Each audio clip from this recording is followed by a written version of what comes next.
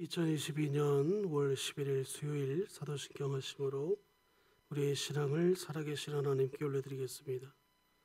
전능하사 천지를 만드신 하나님 아버지를 내가 믿사오며 그 외아들 우리 주 예수 그리스도를 믿사오니 이는 성령으로 잉태하사 동정녀 마리아에게 나시고 본디오 빌라도에게 고난을 받으사 십자가에 못 박혀 죽으시고 장사한 지 사흘 만에 죽은 자 가운데서 다시 살아나시며 하늘에 오르사 전능하신 하나님 우편에 앉아 계시다가 저리로서 산 자와 죽은 자를 심판하러 오시리라.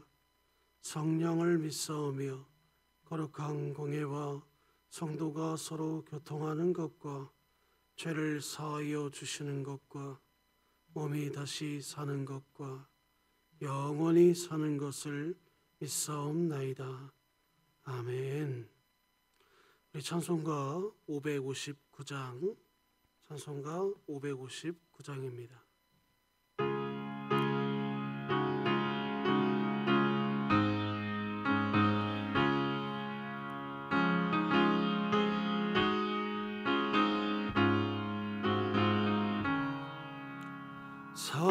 사철의 봄바람 불어있고 하나님 아버지 오셨으니 믿음의 반석도 든든하다. 우리 집 즐거운 동산이라. 고마워라 임마누엘, 예수만 섬기는 의지시. 고마워라 임마누엘, 복되고 즐거운 하나님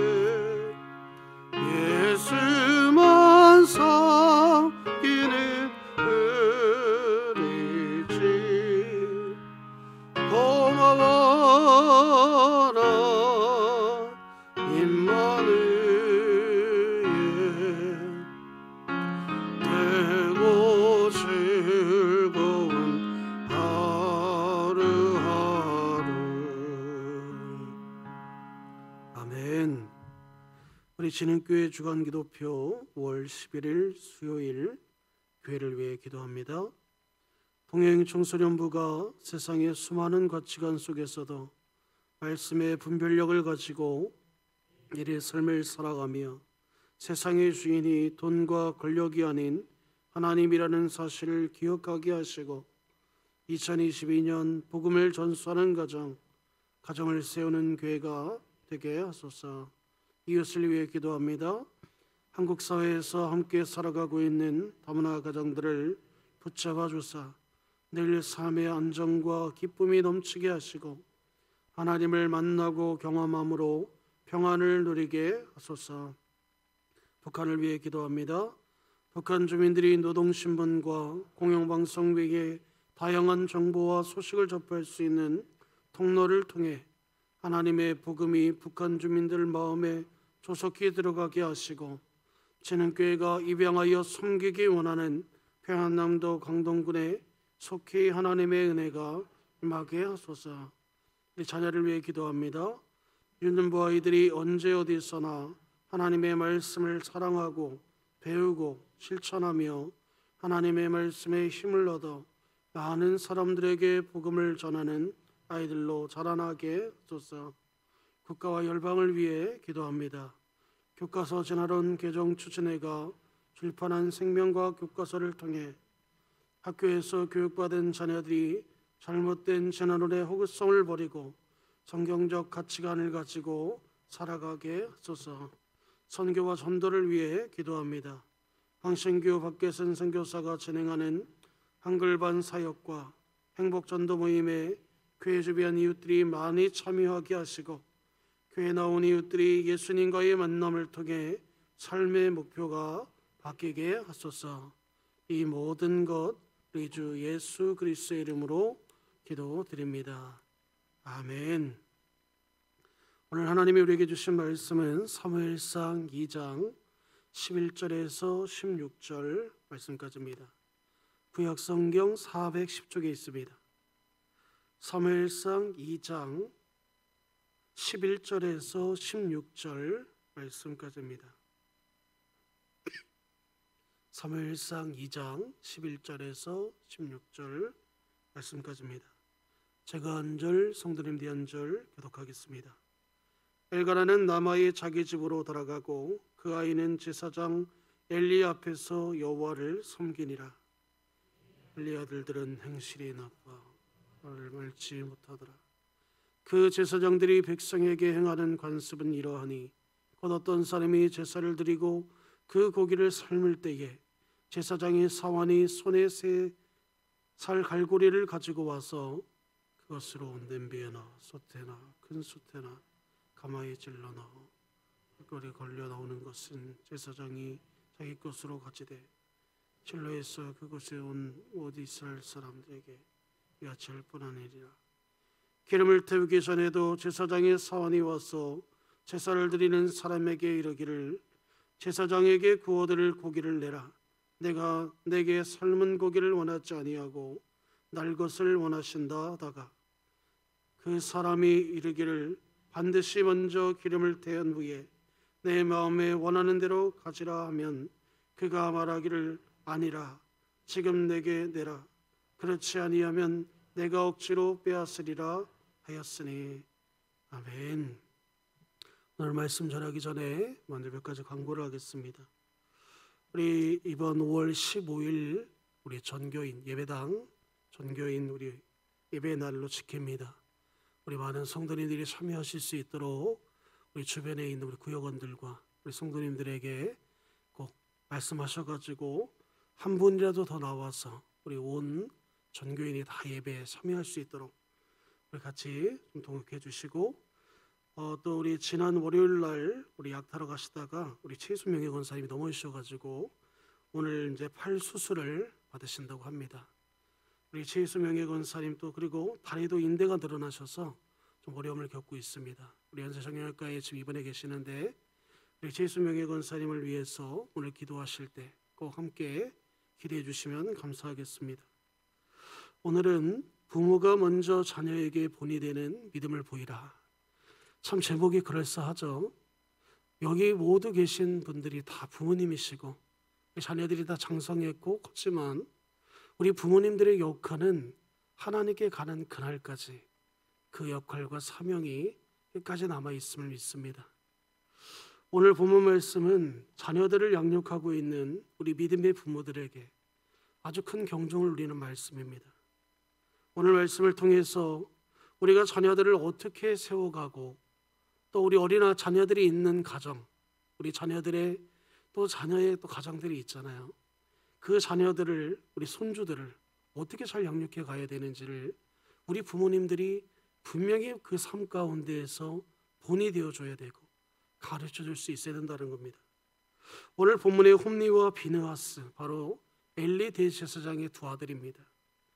이 비느하스를 양육했던 엘리 제사장의 가정교육과 선지자 사무엘을 양육했던 한나의 이 가정교육을 비교하면서 참된 신앙교육이란 무엇인가를 오늘 말씀을 통해서 함께 다뤄봤으면 좋겠습니다. 오늘 본문 12절 말씀을 다시 한번 보겠습니다. 본문 12절에 보면 엘리의 아들들은 행실이 나빠 여호와를 알지 못하더라. 엘리는 특별히 이 구약시대의 제사장 제도는 레위 지파 족속 가운데에 제사장을 세우게 되어 있었습니다. 그래서 아론의 직계 후손들이 계승하는 세습제였는데 엘리는 바로 이 아론의 직계 후손으로서 이 당시의 대제사장이었습니다. 그리고 그의 두 아들은 홈리와 비느하스는 그 대제사장을 밑에서 돕는 또한 그런 일반 제사장들로 세워졌다는 사실입니다. 그런데 엘리의 두 아들인 홈리와 비느하스가 오늘 12절에 보니까 뭐라고 말씀하고 있습니까? 그들의 행실이 나빴다고 성경은 기록하고 있어요. 개역 한글에서는 행실이 나빴다 이렇게 기록하고 있지 않고 그들을 불량자라는 표현을 사용하고 있어요.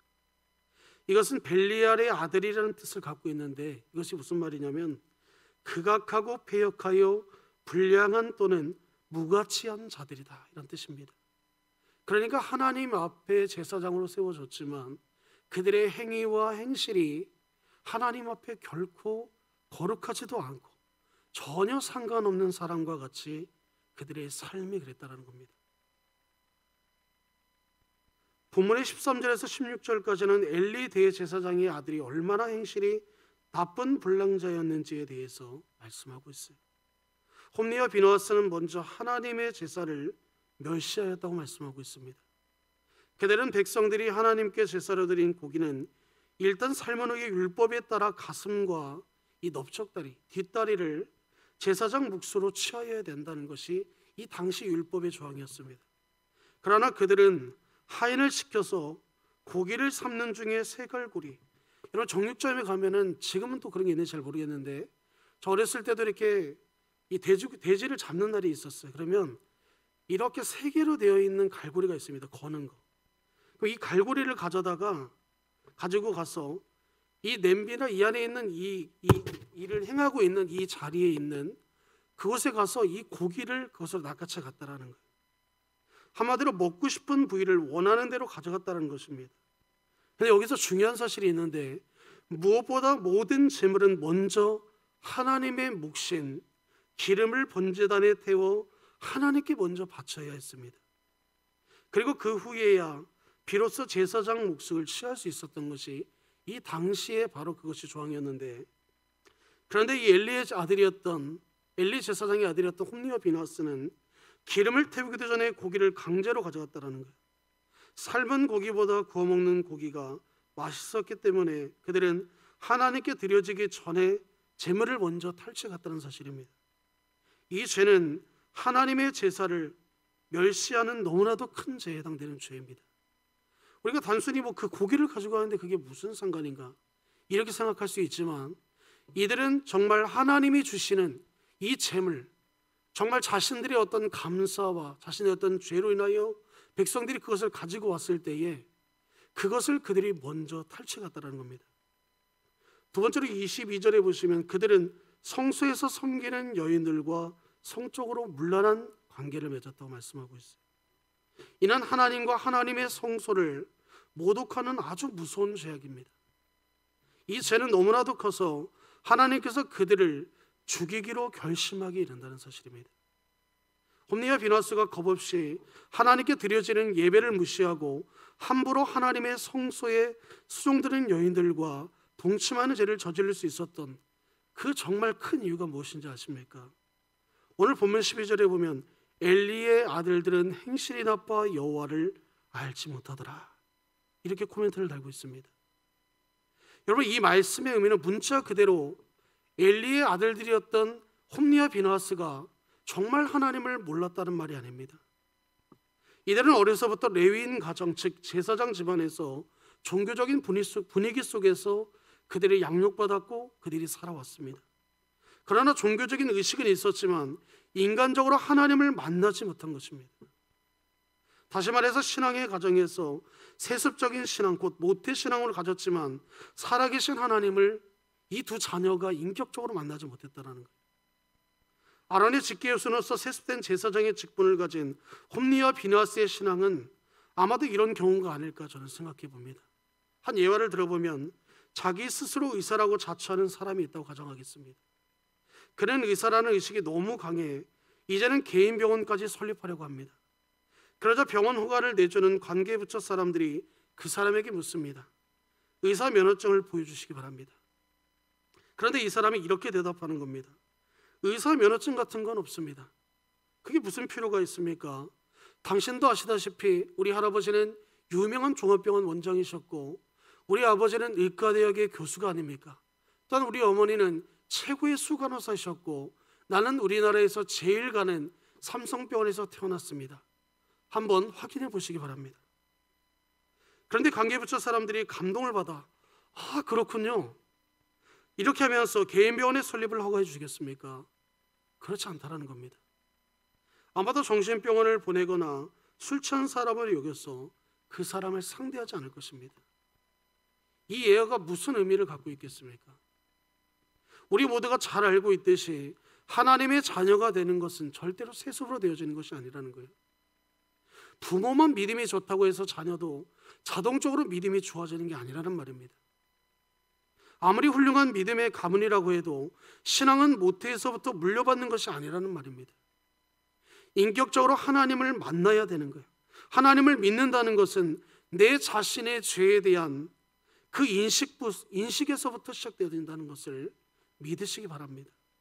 그래서 하나님을 인격적으로 만난 그리스도인들은 한결같이 하나님 앞에서 내 안에 있는 죄가 내 자신을 파괴할 수 있는 무서운 죄인 것을 알기에 하나님 앞에 겸손히 엎드려 내 죄를 용서해 달라고 하나님께 그 죄를 용서하게 되어 있다는 겁니다.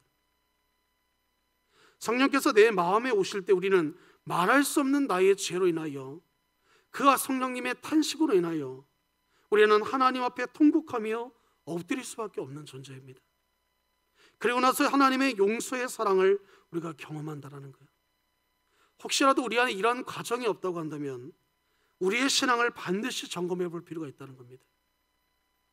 오늘 우리 사랑하는 자녀들이 하나님을 알지 못한다면 오늘 본문에 나오는 엘리 대제사장의 두 아들처럼 이중적인 삶을 살게 될 것입니다. 홈리와 비나스는 제사장의 일을 감당하고 있지만 실제로는 오늘 뭐라고 평가하고 있습니까? 그들을 불량한 자라 표현하고 있어요. 이중생활을 하고 있다는 겁니다.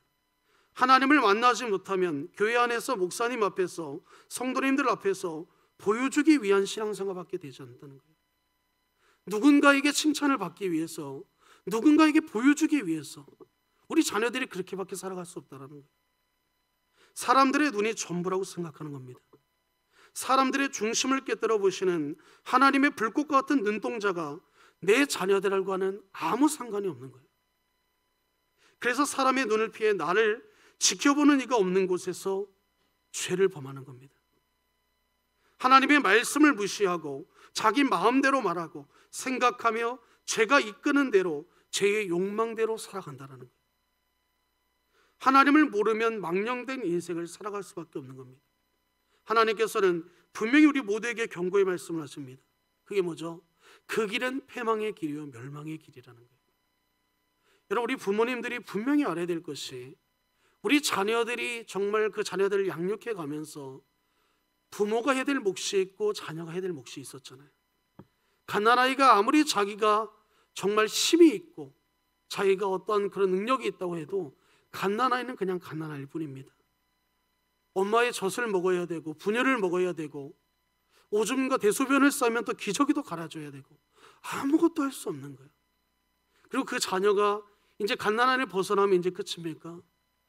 그 자녀가 결혼해서까지도 오늘날 보면은 부모님들이 도움을 줄 수 있는 것들이 있어요. 아이들을 봐주든지 아니면 어떠한 조언을 해주든지 인생의 선배에서 어떤 것을 얘기해 준다든지 그 아이가 자람에 있어서 어느 것도 부모님의 도움 없이 되어지는 것이 없다는 겁니다. 저는 오늘 말씀을 보면서 우리 가정에서 교회에서 세습적으로 신앙을 물려받은 우리 자녀들의 습관적인 신앙생활을 어떻게 하면 하나님과 늘 가까이하며 하나님을 위해 구별된 경건한 삶을 살아가게 할 수 있을까? 참 고민하게 되는 일이 아닐 수 없습니다. 우리 모두의 과제이고 숙제라는 겁니다. 하나님을 알고 하나님의 말씀에 순종하는 우리 자녀들이 되게 하는 것, 우리 자녀들의 인생을 형통하게 하고 성공적인 인생의 길을 걷게 하는 최우선적인 것이 바로 우리의 과업이라고 믿습니다. 우리 자녀들이 정말 어렸을 때는 신앙생활을 잘하다가 우리 자녀들이 어느 정도 성숙하고 청소년기를 가고 청년기를 가고 이제 결혼을 하였고 이제는 장년기를 가는 또 그런 분들도 있습니다.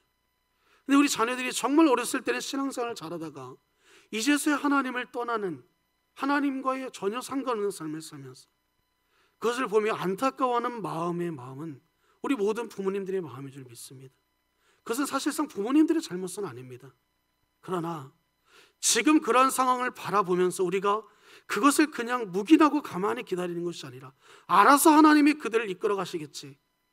물론 하나님이 그들을 분명히 이끌어 가시고 우리 자녀들을 세워 가실 겁니다. 그러나 부모들의 분명한 모습과 본이 되는 어떤 그런 롤모델이 되는 모습들이 우리 자녀들에게는 지금도 여전히 영향을 미치고 있다는 것을 분명히 우리가 기억해야 된다는 겁니다.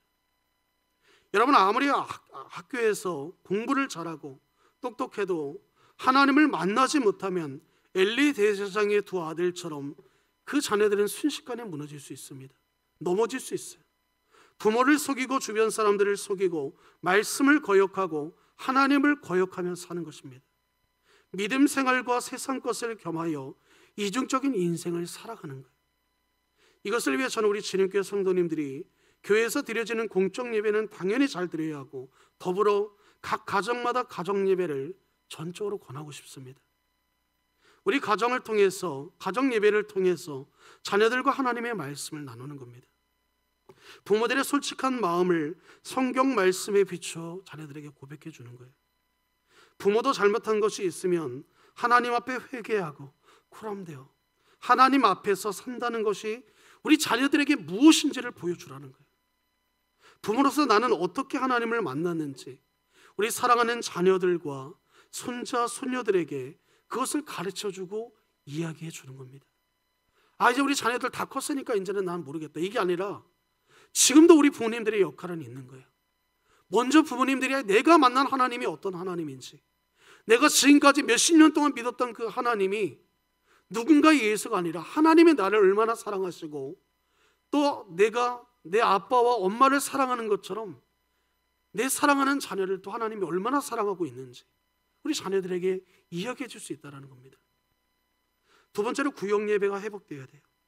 이제 돌아오는 주일 5월 15일에 전체 구역장 모임 이후에는 코로나19 기간 동안에 조직되었던 다니엘과 3인의 교회 조직은 중단됩니다. 코로나19 이전에 이 구역 조직으로 다시 진행하게 된다는 거예요. 우리 진흥교회 소속된 구역장님들은 모두 기도로 준비하시기 바랍니다. 우리 구역에 소속된 구역원들을 어떻게 하면 더 하나님의 말씀으로 든든히 세워갈 것인가, 이것을 고민하고 기도해야 되는 거예요. 그냥 이전처럼 그냥 대충 구역 예배 드리면서 어떤 예전의 그런 모습처럼 우리가 돌아가면 되겠지라는 그런 아니라는 생각들이 혹시 하지 않으시겠지만 그런 마음들이 올 때 우리는 그것을 반드시 차단하고, 그래, 우리가 정말 이 2년 동안, 2년 몇 개월 동안 정말 이 코로나 때문에 얼마나 고생을 했는가. 이전에는 우리가 정말 그 매번 드리는, 우리가 매주같이 톡바퀴같이 돌아가는 이 삶을 살면서 예배 드렸던 그것이 당연하게 여겼던 것들이 우리가 코로나를 통해서 이제는 느꼈잖아요. 당연한 것이 당연한 것이 아닌 것 되었습니다. 오래전에 출판된 도서 중에 구역이 살아야 교회가 산다 라는 이런 책이 있었습니다. 이 화면에 나오는 책인데요, 그 책의 내용에 보면 이런 내용이 나옵니다. 아니, 매주 구역 예배를 드리는데 더 이상 무엇을 회복하라는 것입니까? 이 질문에 이 책을 쓰셨던 저자는 이런 말을 달았습니다. 정말 마음이 아픈 것은 구역 예배 시간이 세상적인 잡담하고 떠드는 시간인지 아니면 서로 말씀을 나누는 시간인지 분간이 안 될 때가 있습니다. 아니, 교회에서 시간을 줬을 때에는 온전히 하나님만 생각하고 하나님의 말씀을 통해 서로 믿음으로 권면하고 세워주는 시간을 가지라는 것이 아니겠습니까? 여러분, 맞지 않습니까? 우리가 구역 예배를 드리는 것은 어떤 우리의 친목을 위해서 그 시간을 드리는 게 아니에요. 이 시간을 통해서 서로가 서로의 기도 제목을 나누고, 이 구역 예배 시간을 통해서 서로가 서로의 아픔을 나누고, 비판하고 정죄하고 나와 어떤 잣대를 대고 그것을 판단하는 시간이 아니라 그 영혼을 위해서, 그 가정을 위해서, 그 문제를 놓고, 그의 어떤 기쁜 일을 놓고 우리가 예배하면서 함께 마음을 모는 시간입니다. 우리 재림교회 성도님들의 이전의 구역 예배의 분위기와 예배의 자세는 어떠했습니까? 위 내용처럼 사소한 모습을 우리 자녀들이 보고 그대로 따라한다고 생각해 보시기 바랍니다. 두 가지 반응이 나오겠죠.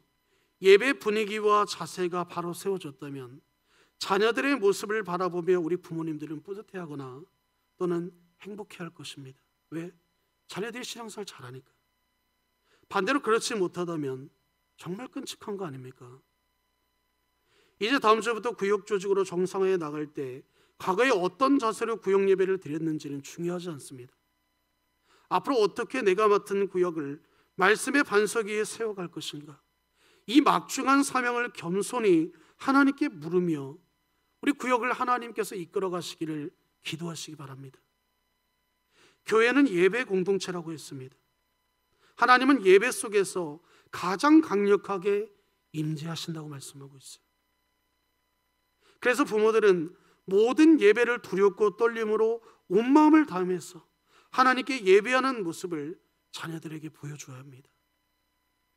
제가 이전에 했던 교회에서 어느 권사님 가정이었는데, 교회에서는 너무나 봉사도 잘하고 신앙생활도 잘하고 정말 누가 봐도 이분은 그냥 천국에 가겠다라는 이런 표현이 나올 정도로 그런 권사님의 가정이 있었어요. 그런데 그때에 이 여름 수련회를 갔었는데, 저희들이 이제 마지막에 이렇게 다 불 꺼놓고 촛불을 켜놓고 이제 서로의 그 어떤 죄나 어떤 그런 것들을 고백하고 서로 이것을 정말 기도해 주기를 원하면서 이렇게 기도할 때가 있었는데, 그때 정말 이 권사님의 그 말이 너무 충격이었습니다. 이 권사님이 정말 그렇게 신앙생활을 잘하고 정말 하나님 앞에 누가 봐도 야, 이분은 그냥 당연히 천국 가겠다 했던 그런 분이었는데, 그 속내는 너무나 큰 아픔이 있었던 거예요. 그 가정은 사실 안수 집사님 가정이었고 권사님 가정이었습니다. 그런데 그 자녀들도 정말 신앙생활을 잘했어요. 근데 어느 날 이 자녀들이 이제 교회를 떠나버린 거예요. 저도 의문이었죠. 아니, 왜 그 사랑하는 그 자녀들이 왜 갑자기 교회 나오지 않습니까? 근데 그 여름 수련회 때 이 권사님이 우시면서 이렇게 얘기하시는 거예요. 사실은 우리가 가정에서는 오늘날로 얘기하면 교회를 세워가지 못했다라는 거예요. 왜 그랬을까요?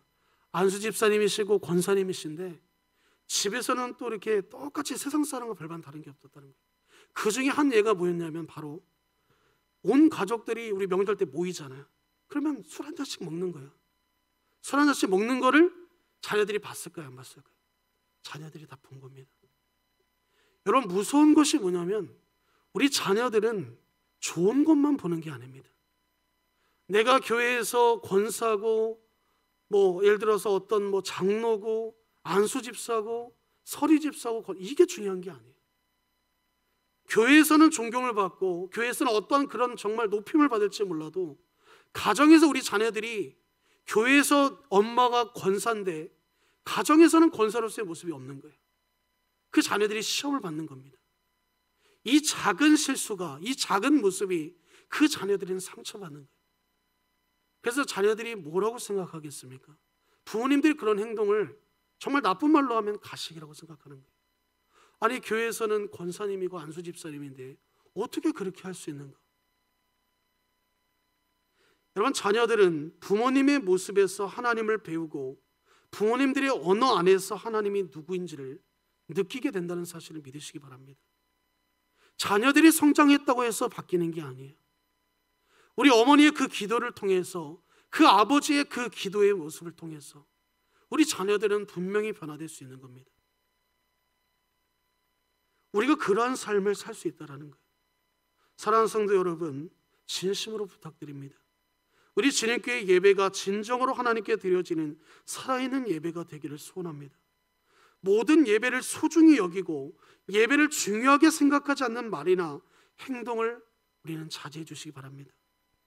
부모가 예배를 경홀히 여기면 우리 자녀들도 예배를 경홀히 여길 수밖에 없는 거예요. 예배 자리에 나왔으면 세상적인 대화는 자제했으면 좋겠습니다.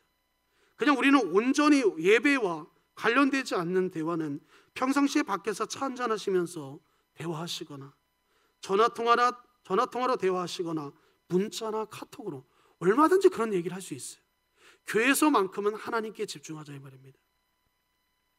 우리 모두 교회에서만큼은 하나님께 집중하시고 온전히 하나님 앞에서 기도로 예배의 자리로 지키며 나아가시기 바랍니다. 이런 모습들 하나하나가 장차 우리 가정의 자녀들에게 엄청난 파장의 그 역할을 신앙교육이 될 것이라는 것을 분명히 기억하시기 바랍니다. 여러분, 우리는 명심해야 됩니다. 우리 자녀들은 부모들의 좋은 모습만 배우는 것이 아니라 때로는 좋은 모습보다 안 좋은 모습을 먼저 받아들인다는 거예요. 내가 이 정도 아이를 잘 양육했으면 됐지 하고 끝나는 것이 아니에요. 부모는 그 죽는 그 순간까지도 우리 자녀들에게는 이런 신앙의 파장을 그들에게 미칠 수 있다는 거예요. 우리가 마치 생각해 보면 자녀들이 뭔가 하나님을 떠난 것처럼 느껴지지만 분명히 그 자녀들의 마음 안에는 어떤 부모님의 그러한 모습을 통해서 상처가 있을 수도 있어요. 부모님들의 그런 어떤 모습들을 통해서 그런 일들이 있을 수 있다는 겁니다. 그러나 물론 자녀가 하나님을 떠났다고 해서 우리가 표현하는 떠났다는 것이 완전히 떠난 것은 아닙니다. 하나님은 하나님의 백성이 설령 하나님과 벗어났을지라도 하나님이 그 울타리 안에서 그를 다시 이끌어 가실 수밖에 없는 상황이나 어떤 일을 통해서 그를 다시 콜링하신다는 겁니다. 사랑하는 성도 여러분, 우리 자녀들, 특별히 오늘날의 이 다음 세대들이 우리 대한민국 조국교회에 이제는 정말 다음 세대를 찾아볼 수 없는 그런 시대가 되었습니다. 교회 안에 있는 다음 세대들조차도 하나님을 떠나는 그런 추세를, 그런 기사들이 지금 너무나 많잖아요. 정말 기존 성도들도 교회에서 시험 들어서 떠나는 이런 상황 가운데에서 우리가 정말 하나님 앞에 어떻게 세워져야 하고 교회가 무엇을 잘하는 것이 아니라 우리 각자 개인이 하나님 앞에 어떻게 세워져야 하는가를 오늘 말씀을 통해서 다시 한번 생각해 봤으면 좋겠습니다. 하나님은 분명히 우리에게 물으신다라는 거예요. 내가 너를 통하여 내 가정에, 내 자녀, 내 기업을 줬지만 그것은 너의 것이 아니라 나의 것이다. 하나님이 세우시는 사람이라는 거예요. 하나님의 기업이라는 겁니다. 하나님의 선물이라고 말씀하고 있어요. 내 생각대로, 내 판단대로, 내 잣대대로 우리 자녀들을 세워가는 것이 아니잖아요. 그렇게 되어지지도 않습니다. 우리 자녀들에게 정말 어떤 신앙의 유산을 물려줄 것인가?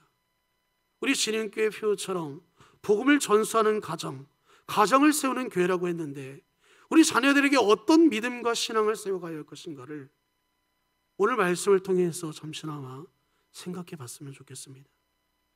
오늘 말씀처럼 우리 자녀들에게 정말 물론 100% 다 좋은 모습을 보일 수는 없지만 최소한의 우리 자녀들에게 하나님이 어떤 분이신지만큼은 반드시 심어주시기 바랍니다. 자녀가 나이가 들었든 나이가 어리든 중요하지 않아요. 지금도 마찬가지인 겁니다. 우리 자녀들을 위해 기도할 때에 정말 우리 자녀들이 물론 인격적으로 하나님 만났지만 그들의 믿음과 중심이 말씀의 반석에 바로 세워져서 때론 그들이 하나님과 떠났을지라도 다시 돌아올 수밖에 없는 그런 하나님의 믿음의 삶을 살아갈 수 있게 해달라고 우리 자녀들의 가정을 위해서 또 우리 자녀들의 학업과 우리 다음 세대들을 위해서 오늘 기도하실 때 또 같이 기대해 주시면 좋겠습니다. 오늘 이 말씀처럼 말씀을 기억하면서 하나님, 우리가 정말 주님 앞에 어떻게 세워져 나가야 합니까? 우리 자녀들을 하나님께 맡긴다고 하지만 여전히 내 생각과 내 경험에 의해서 우리 자녀들을 양육하고 있지는 않는지, 우리 자녀들을 때로는 알아서 하나님이 이끌어 가시겠지라는 이런 안일한 생각으로 그냥 놔두고 있지는 않는지, 우리가 우리의 삶을 점검하고 정말 부모로서 하나님 앞에 믿음의 본이 될 수 있는 그런 부모의 삶이 되게 해달라고 우리 함께 기도하면 좋겠습니다. 기도하겠습니다. 하나님 아버지, 천하고 감사합니다. 하나님, 우리 모두가 하나님이 세우신 기업이요 하나님의 선물인 우리 자녀들을 정말 여기까지 이렇게 인도하시고 함께하여 주셔서 정말 육체적으로 또 영혼적으로 모든 것을 세워가게 하심에 감사합니다. 무릇 하나님, 우리가 부모이기 전에 하나님의 아들이요 딸으로서 우리의 부족함과 우리의 연약한 모습들이 있는 줄 믿습니다.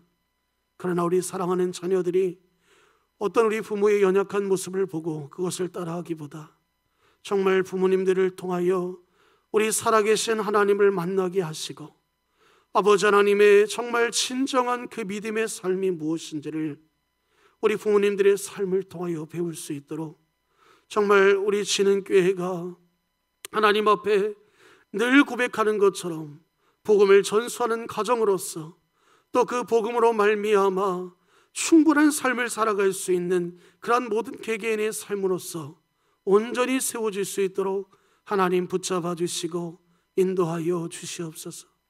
물론 하나님, 우리 자녀들의 어떤 그 삶의 모습들이 부모의 책임만은 아닌 줄 믿습니다. 분명한 사실은 우리 자녀들이 정말 하나님을 반드시 붙잡아야 하고, 아무리 세상에서 많은 것을 알고 똑똑하고 아무리 세상에서 잘났다 할지라도 하나님이 없는 인생은 결국에는 빈껍데기 인생임을 아버지 하나님, 우리 사랑하는 자녀들이 마음 깊이 깨닫게 하여 주옵소서. 우리 부모님들의 이 마음, 간절한 기도 또한 하나님 붙잡아 주옵소서. 날마다 우리 사랑하는 자녀들을 위해 눈물을 흘리며 기도하였던 그 기도의 눈물의 그 자리가 하나님의 그 마음에 온전히 상달되었음을 믿사오니 우리 사랑하는 자녀들이 정말 이전에 신앙생활을 했던 것보다 더 하나님을 깊이 믿고 따르게 하여 주옵시고, 어떤 상황에서도 정말 흔들리지 않는 그런 믿음의 자녀들로 온전히 세워질 수 있도록 하나님이여 역사하여 주시옵소서. 오늘도 하나님 주신 이 말씀 붙잡고 살아갈 때에 우리 사랑하는 모든 성도님들의 가정과 자자손손 모두가 하나님 앞에 영광이 되는 믿음의 명문 가정들로 온전히 세워지게 해주실 것을 믿고 감사하며 이 모든 것 우리 주 예수 그리스도의 이름으로 간절히 기도하옵나이다. 아멘. 우리 주님이 가르쳐주신 주기도문 하심으로 오늘 예배를 마치겠습니다. 하늘에 계신 우리 아버지여, 이름이 거룩히 여김을 받으시오며 나라가 임하시오며 뜻이 하늘에서 이루어진 것 같이 땅에서도 이루어지이다. 오늘 우리에게 일용할 양식을 주시옵고 우리가 우리에게 죄 지은 자를 사하여 준 것 같이 우리 죄를 사하여 주시옵고 우리를 시험에 들게 하지 마시옵고 다만 악에서 구하시옵소서. 나라와 권세와 영광이 아버지께 영원히 있사옵나이다. 아멘.